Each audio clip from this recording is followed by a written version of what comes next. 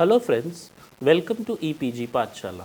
I am Dr. Ajay Solkhe, presently working as Assistant Professor, University School of Management, Kurukshetra University, Kurukshetra, Haryana. Talking about the contents of this module, here we'll be discussing role of the three actors in industrial relations system, in which we are going to discuss the roles of management, workers union, the government. Secondly, we will be discussing the changes in the roles of traditional actors, how the government role has been changed, trade union and employers has been changed. Subsequently, we will be discussing emerging new actors in industrial relations system. What are the key changes in modern industrial relations dynamics? Upon completion of this module, a student should be able to understand the traditional roles of various actors in industrial relations system and the changes in their roles due to various forces of contemporary business environment. Traditionally, industrial relations was the concern of the three principal actors: workers and their unions, managers, employers, and lastly, the regulator, that is the government. In the present scenario, there has been an advent of new players and new dynamics in the industrial relations system. In the post-liberalization, globalization era, consumers and the community have begun to assert themselves and play a significant role. Role of the three actors in industrial relations system. The three actors, that is the management, workers union, government, they play different kind of roles and endorse different kind of ideologies over a period of time. Management, we have four kind of styles. Very first is exploitative authoritarian system, benevolent authoritarianism, consultative style and participative style. From the side of the workers, some of the times they are sectional bargainers, some of the time they play a role like class bargainers, assent of the state, partners in social control, and some of the times they endorse ideology of the enemy of the system. Government, being a regulator, adopt five different frames of ideologies. One is laissez-faire philosophy, second is paternalism, third is tripartism, fourth is voluntarism, and lastly interventionism. The exploitative authoritarianism system. Now, this style of management was introduced in India by the colonial elite who set up modern industries during the 19th century. To this colonial elite, labor was nothing more than a commodity. Labor was exploited ruthlessly, wages paid barely provided subsistence, with no job security and no welfare amenities. Benevolent authoritarianism. The aforesaid style of management gave place to what may be called benevolent authoritarianism. The typical Indian business magnate finds this style of management congenial to his way of thinking. This style has survived until today and it believes in labor welfare. But this style does not concede to the labor's privilege of having a say in their own affairs. Consultative style. Now, this is formally the prevailing management style in the public limited companies, in foreign concerns operating in India and in the public sector enterprises. Participative style. Under this style, labor is no longer a commodity or a child or a so-called adult employee, but it is a friend, an ally and a partner in the joint endeavor to improve the inactive efficiency of the enterprise. This style of management is not yet well developed in India. Sectional bargainers. Now, this is the most widely accepted role of the trade unions. They represent the interest of the workers and bargain with the management. Class bargainers. In certain countries like France, where national bargaining takes place, covering all industrial occupations, trade unions and their federations play this role. In France, farmers have their own nationwide unions, so do the civil servants. The national bargaining takes place from time to time to determine the share of each class in the gross national product. In India, we have now only the beginning of this process in respect of few industries. Example is steel industry, jute, engineering, and similar other. Ascent of the state. This is the role of the trade unions in socialist countries like the erstwhile USSR. Here, the trade union is identified with the state apparatus and has well defined role in ensuring the fulfillment of target of production at the enterprise level. This type of identification with the state machinery is not to be found outside the socialist world. In democratic countries, at times these unions represent the philosophy of the ruling parties. In India, major unions have political affiliations. Partners in social control. This type is exemplified in the system of co-determination in West Germany. What happens in this system is the representatives of the workers sit on the boards of management and they participate in all kinds of decision making. There is a beginning of this in India. Enemy of the system. In all democratic countries, there are unions which subscribe to the Marxist theory of class war. Trade unions are not merely a form of economic system, but they are designed to bring about a wholesale change in the existing economic system.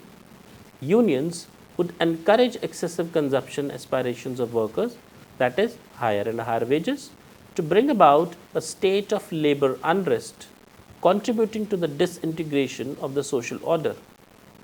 Laissez-faire policy. Under this system, the government follows a laissez-faire attitude to labor management alone to settle a dispute.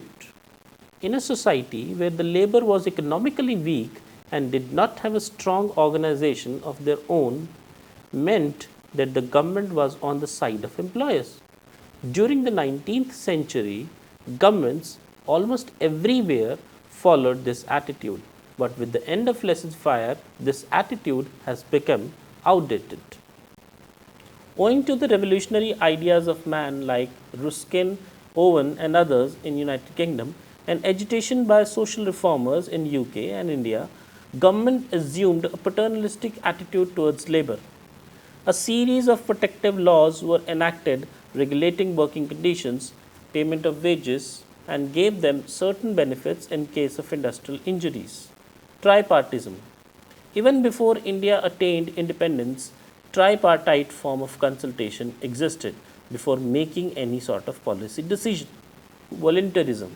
Voluntary arbitration is officially encouraged but has not taken root in India. The government involved a series of codes to regulate labor management relations on a voluntary basis. As a result, came the Code of Discipline, the Code of Conduct, and the Code of Efficiency and Welfare. Interventionism. Along with tripartism and voluntarism, government intervened in labor disputes through the process of conciliation and adjudication. Industrial strife leads to loss of production which the government can hardly afford to ignore, and so it came forward with its legislative machinery to prevent industrial dispute. What are the changes in roles of traditional actors? Now, slides unfolded from this slide onwards will throw light on some of the changes which came across in the roles of the traditional actors of industrial relation. Over a period of time, a number of changes have taken place in the industrial relations scenario. Not only have the players changed, the inclusion of consumers in the community, techniques, technology, and power structures, they have been re-examined and altered time and again. Changes in roles of traditional actors. The role of the government will be discussed, role of the trade union will be discussed, and the role of employers will be discussed. Role of government will be examined. The government's regulatory role will continue to be important in the unorganized sector. The Second National Labour Commission was asked, among others, to specially recommend an umbrella legislation for the unorganized sector. In the organized sector, the government has to play an enabling facilitative role. Similarly, the government has a long way to go in dealing with the twin problems of poverty and unemployment, underemployment, eradicating such social ills as child labor and bonded labor, and dealing effectively with workplace health and hygiene issues, including HIV/AIDS. The pressure to attract investment and create jobs is resulting in certain states adopting competitive labor policies that are leading to the erosion of existing trade union rights and annulling accumulated benefits. The concern about inferior conditions of work, exemption from trade union rights, would recede in a liberalized environment, whereas the rationale for the setting up of export processing zones and 100% export units became archaic. In many respects, the present labor laws have become obsolete. There is a need for comprehensive revision of labor laws. This task must be taken in hand in consultation with the social partners and other interests affected. The recommendations of the Second National Commission on Labour on simplification and rationalization need to be considered and acted upon in right earnest. As discussed in the earlier chapters, there is also a need to create a separate cadre of labour judiciary. Labour cases should be settled in expeditious, time-bound framework. The government should ratify the basic convention of the ILO concerning freedom of association and the right to collective bargaining. The approach to international labour standards should be to prevent unfair labour competition based on low wages and poor working conditions within interrupting growth and productive employment. Talking about the role of the trade unions, trade union membership in traditional industries is declining, and organizing new members in new high-tech industries raises special problems. The recent incidents in multinational company refer to the Honda case, and the persistent problems in BPOs points to new emerging issues in unionization, even in sectors where hitherto at least more employers and employees felt it was not necessary to unionize. Trade unions, they need to develop new strategies and competencies to initiate organizing drives. Trade unions, MET, is the need of the hour, and already there are several instances of issue-based cooperation among trade unions. Trade unions, they should focus on managing the expectations of the successive new generations of workers rather than being content with their role in situations of discontent. There is a need for greater democratization in the functioning of trade unions.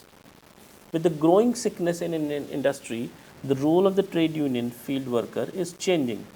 National centers of trade unions, they are becoming hospitals for nursing sick units. Union activists, they need to spend more time scanning the environmental changes, diagnosing the level of performance of economy, industry and the enterprise level, liaising with the banks, financial institutions, courts and similar other factors, rather than merely concentrating on the relations with the members and the employers. Lastly, the role of employers. In the new context, heavier responsibilities fall on employers and their organizations. Some need to give greater attention to empowerment rather than exploitation of human resources. Building skills and giving the workforce greater say and stake in the enterprise becomes imperative. Employers, they are beginning to involve workers through small group activities and empowering them. In the new economic environment, the distinction between employers' organizations and chambers of commerce industry associations is likely to diminish. There is a need for these organizations to take holistic approaches. The effect of the changes on the employer's organization to take holistic approaches, the effects of changes on the employer's organization would not be uniform. In some, such as in declining industries and traditional industries which are subject to intensive competition, their role will either decline or significantly change relative to their previous one. There are also indications that some of them may take up activities, responsibilities that were once handled by the government and even discharge quasi governmental functions, as is already happening in the Goa Mineral Ore Exporters Association. Talking about the emerging new actors in industrial relations system, over a period of time we have seen a trend that there are so many other actors also actively playing a significant role in this industrial relations system. The very first of all is consumers and the community. They have emerged as the new actors on the horizon of industrial relations, since they represent the larger aggregations of population and wider societal interest.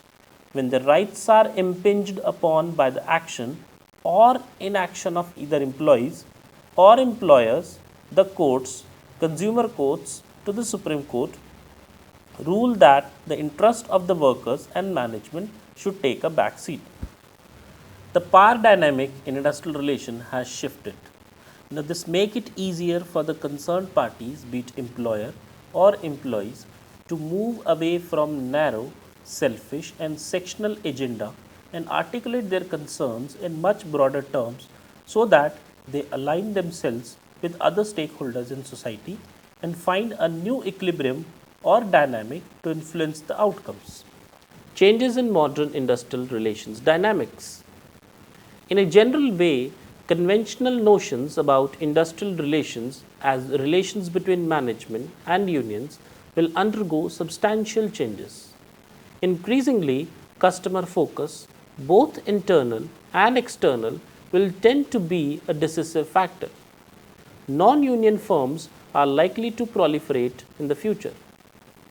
The plurality of industrial relations will seen not merely in terms of the organized and the unorganized, but also union and non-union firms, and firms and industries in different stages of business cycles. Industrial relations will increasingly be driven by the contextual factors at the micro level, even as macro aspects continue to influence the inputs, labor institutions, structures, processes, and outputs. The field of industrial relations will thus have a wider scope so that it comes to be referred to as employment relations, covering the entire gamut of employment. The changing nature of work, changing profiles of employees, and the ascendancy of managerial power through technology and market oriented policies of the state means that trade unions have to search for a new form and structure for maintained voice and representation. In the past, industrial relations they were shaped by the legislative effort of the state, rule making through interactions between workers and their organizations or employers in the organizations, and arbitration adjudication by courts. Career shifts through self-reliance and resilience seem to be the order, with working conditions being legislated and wages being market driven. The trade union's role will be mostly in terms of protecting the employee against arbitrary dismissals. The basic philosophy of industrial relations may not change with changes in industrial strategies, but the underlying strategies and the tactics of the social partners will. The central to the philosophy of future industrial relations will be the core values such as your equity, fairness, exercise of power and authority, notions about individuality and collectivism, trust and transparency, and efficiently and equity.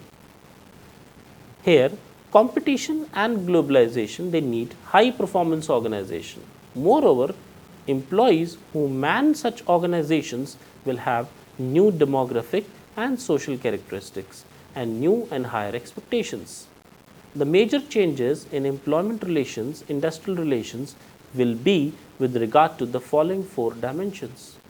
First is flexible and adaptive work organization, continued emphasis on the development of skills and competences, contingent compensation systems, and workplace governance that recognizes the need for increased say and stake for the employees at all levels as well as the job satisfaction.